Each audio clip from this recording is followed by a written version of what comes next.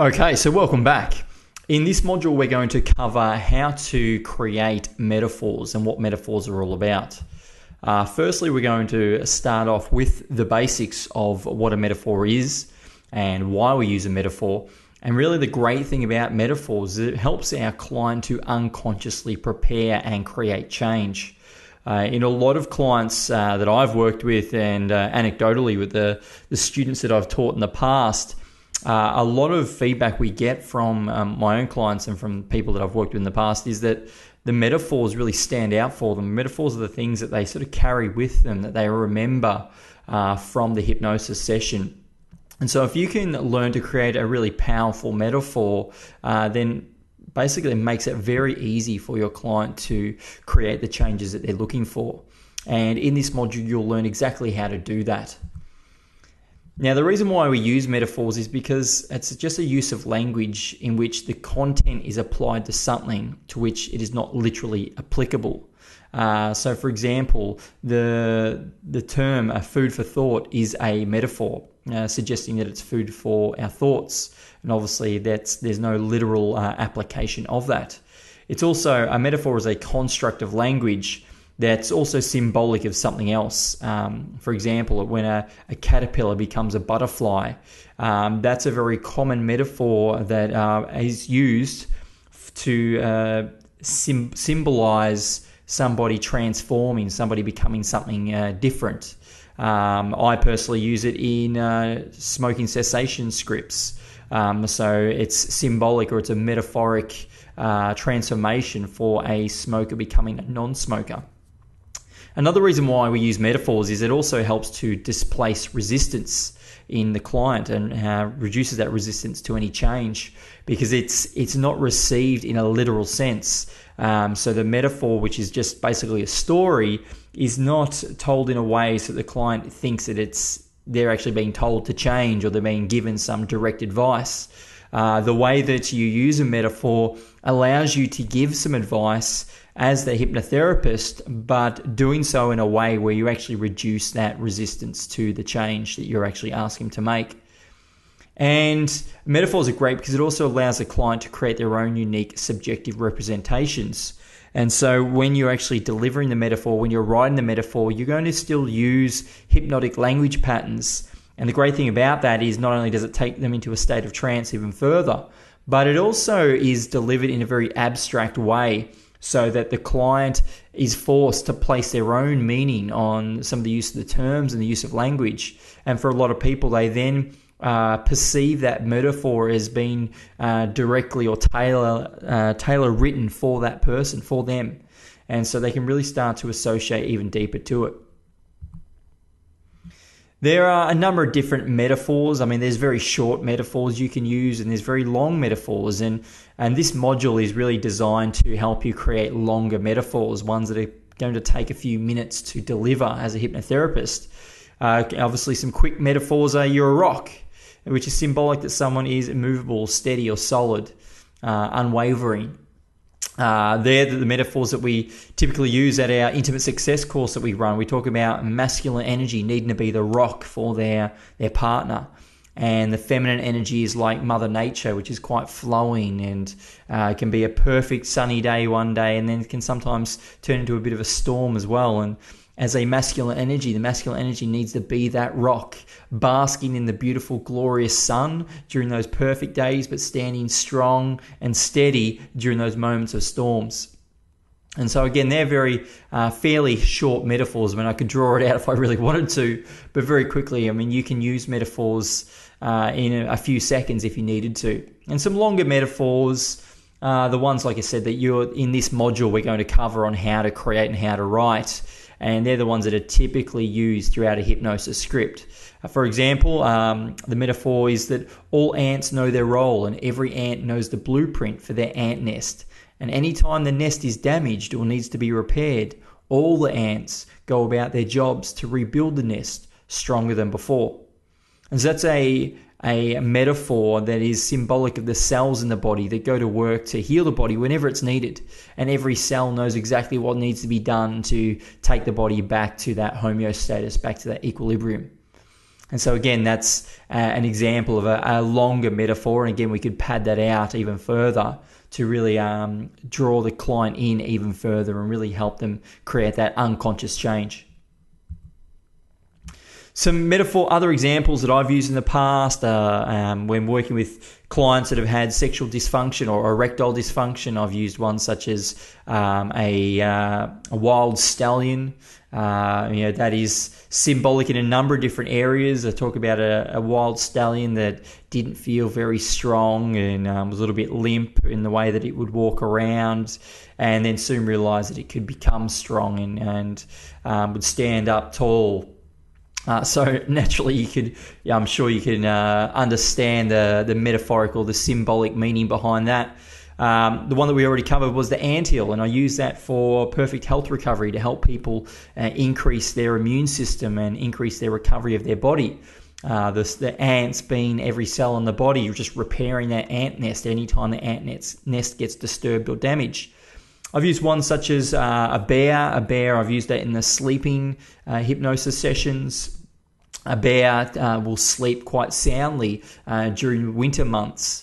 And so again, I'll use that as a way to make that the focus or the metaphoric symbol within the hypnosis session.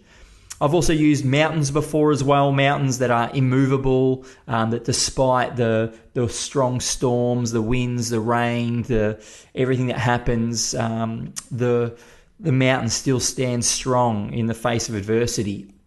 Yes, the wind, the rain does build some character to the mountain. It does create some crevices and it shapes the mountain somewhat, but the mountain still stands strong. So I've used that for self-confidence and resilience in the past.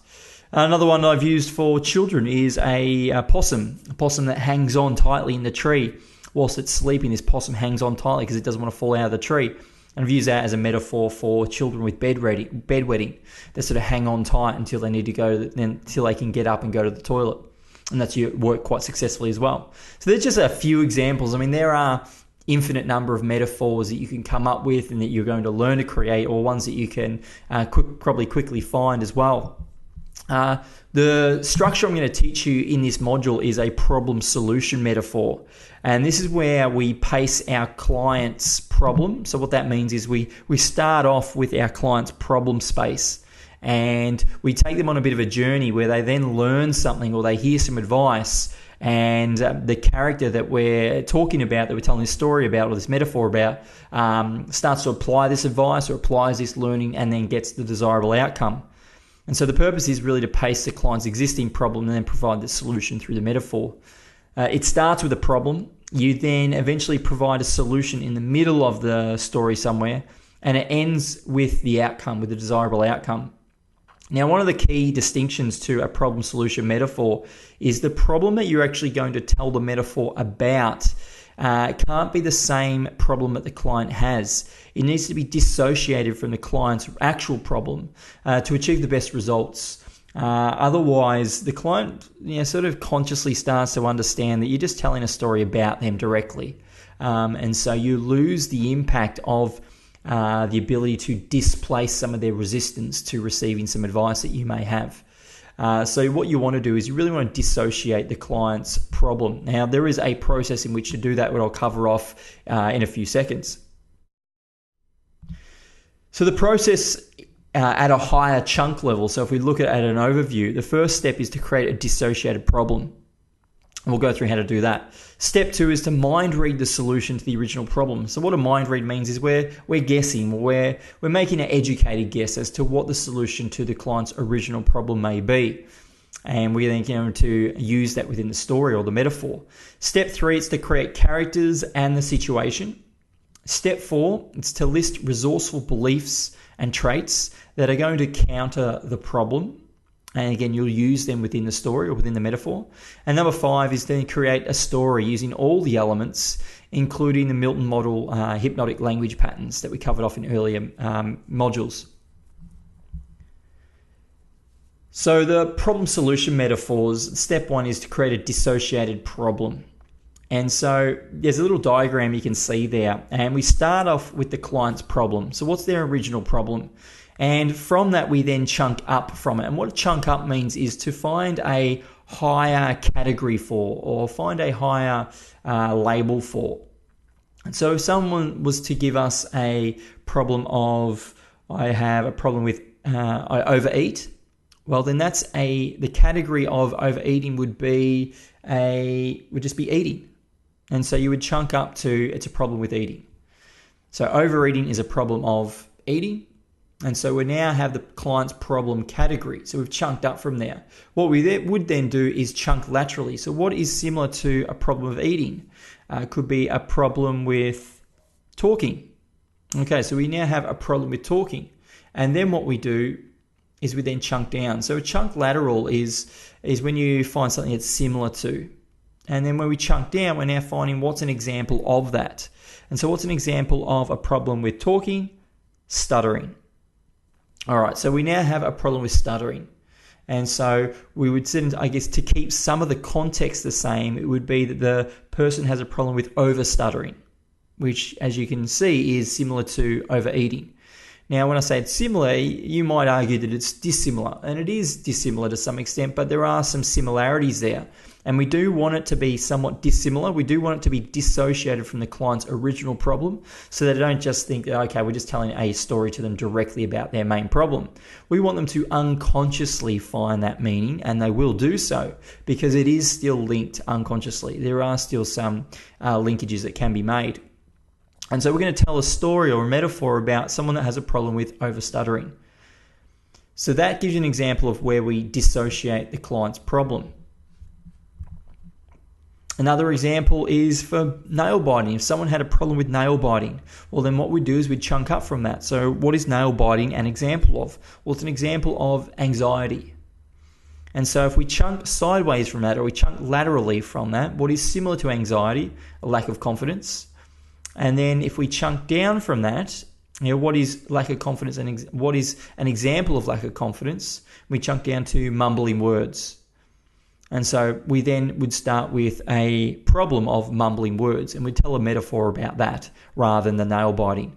And again, it's to dissociate the client from the problem that we're going to tell a metaphor about. Unconsciously, they'll still place the meaning on it. They'll still find the connection.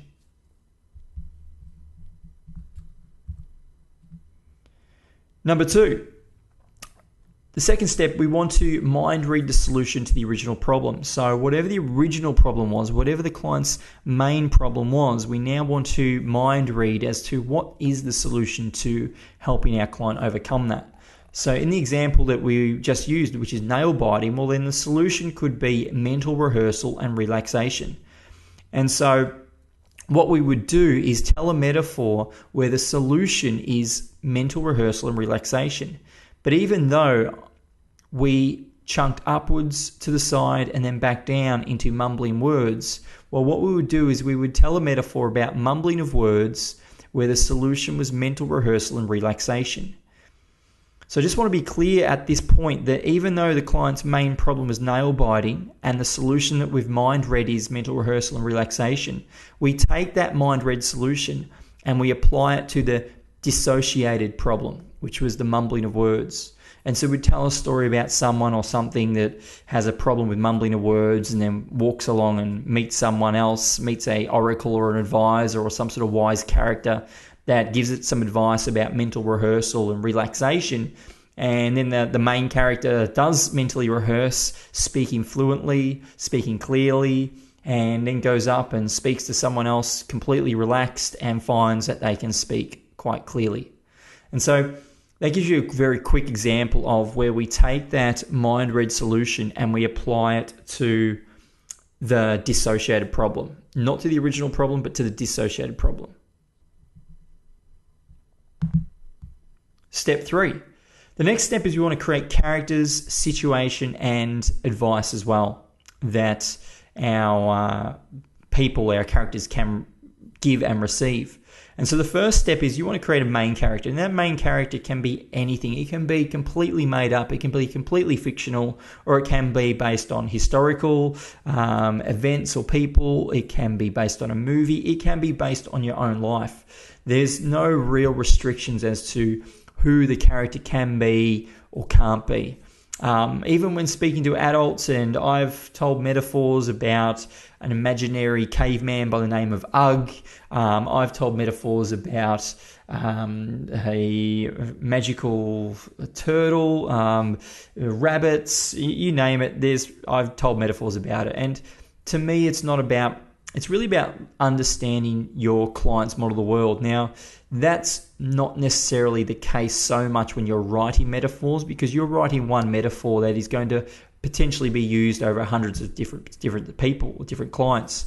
And so really all you want to do is just think about what is a character that is going to best represent, or at least what's a character that you like to tell a metaphor about, and to form a character around that.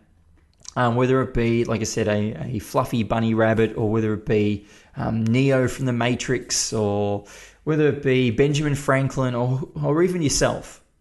Whatever the character is, you first want to make sure, okay, who is the character going to be? Who is the main character going to be?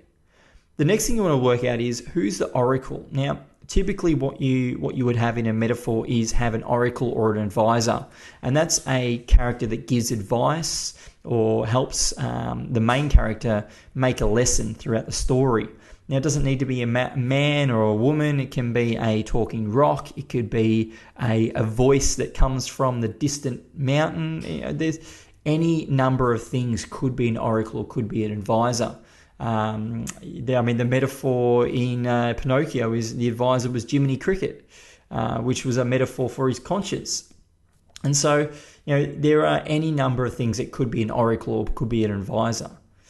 The next thing you want to think about is, what's the situation going to be? What is the higher chunk levels for the story? Where's the character going to be situated?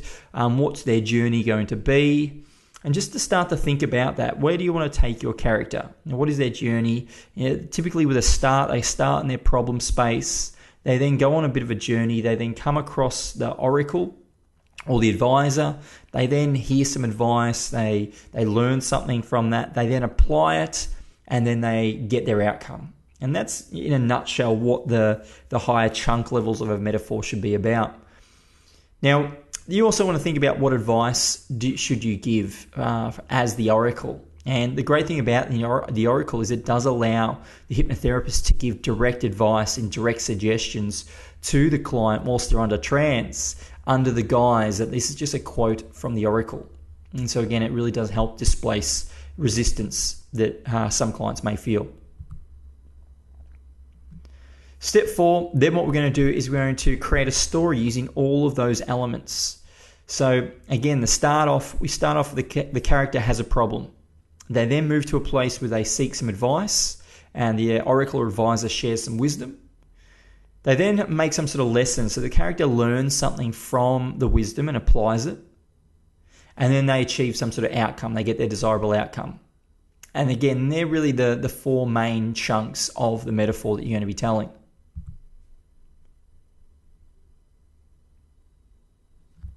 And so just very quickly, just covering off those elements in a little bit more detail. You have the character or the subject, so the main character or the main subject that is used throughout the metaphor. Now, it doesn't always need to be a character as such. It doesn't need to be a personified character.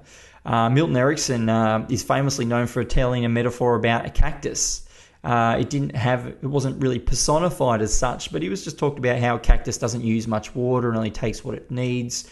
And that was a great metaphor for someone that was suffering from alcoholism.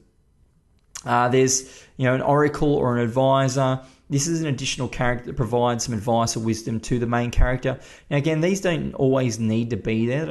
An advisor or an oracle doesn't always need to be in a metaphor, but in a lot of metaphors there is that sort of character in there, and it does give you the added advantage of being able to deliver some direct advice or communication to the client. Next thing you want to think about is the lesson or solution. So the lesson or solution that helps the client resolve the challenge that they might be facing. And then the positive outcome, which are the results or the outcome that's achieved by the character or subject after applying that particular lesson. Now, if we go into a bit more detail now, a main character is sometimes it can be the actual client, but in most instances it's not. I have written a number of metaphors in the past where I actually kept the character as the client, and the client would just go on a bit of a journey, and they would be the character within the metaphor. And it's still very useful, very useful. In those metaphors, I typically didn't have a oracle or an advisor from memory. But I also, that being said, I probably wouldn't be adverse to including a oracle or an advisor in that case. But look, a main character, like I said, can be fictional. It can be a non-fictional character or person. And even the most obscure characters still allows the client to unconsciously connect and relate to it. So, as I was saying earlier, Milton Erickson told the cactus metaphor that was used for an alcoholic, and still the client are deeply associated to it. The oracle or advisor character offers direct advice in the form of a quote, and this is a very powerful and useful way to displace any resistance in the client when offering advice or when giving direct suggestions. For example, it allows you it's what's known as an extended quote, if you've studied a Milton model, such as you're telling a story and you're mentioning that then the wise old man said, you can easily relax anytime you like by taking 3 deep breaths. And so as you know there, that allows me as the hypnotherapist to actually deliver that direct command, which is you can easily relax anytime you like by taking 3 deep breaths, to the client under the guise that it's a quote that was said by the wise old man. So again, please understand that even though I've used wise old man, it doesn't need to be a man. It could be absolutely anyone. It could be a magical fish. It could be a talking rock. It could be a voice that comes from a bit of paper. Whatever the oracle or advisor is still fine. And I sometimes get asked from students when I'm teaching this live at some of our advanced events, does it need to be a prestigious oracle or prestigious advisor? Does it need to be someone with some sort of credibility? And no, it doesn't. It doesn't actually. It doesn't need to have as much credibility. It doesn't even have any credibility. I mean, I've told metaphors that have gotten amazing results before, and it was about I think it was a mountain that was talking to some rocks that was sitting by the river. And, where's the prestige there? I mean, they're just elements of nature. So it doesn't need to be prestigious. So don't think you need to go for a doctor or a dentist or a psychologist or a wise old wizard or something like that. It can be something as simple as the next door neighbor canary could give advice.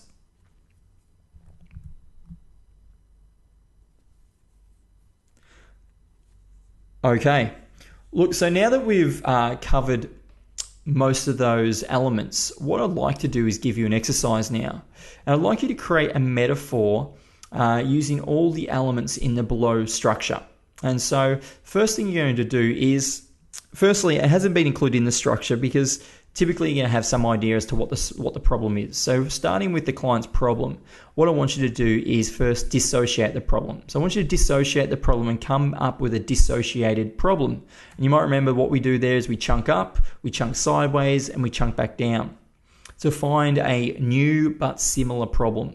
Slightly similar but slightly dissimilar, so that we want to dissociate our client. Next thing I want you to do is create a solution. So I want you to mind read what is the solution to the client's original problem, not their dissociated problem, but to their original problem.